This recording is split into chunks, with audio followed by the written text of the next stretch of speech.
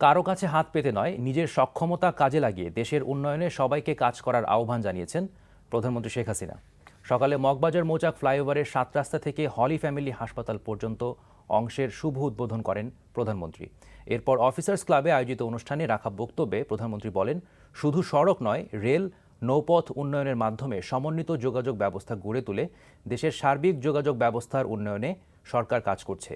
তবে প্রধানমন্ত্রী যোগাযোগে শৃঙ্খলা রাখতে চালক, যাত্রী, পথচারী সবাইকে ট্রাফিক আইন মেনে চলার আহ্বান জানান।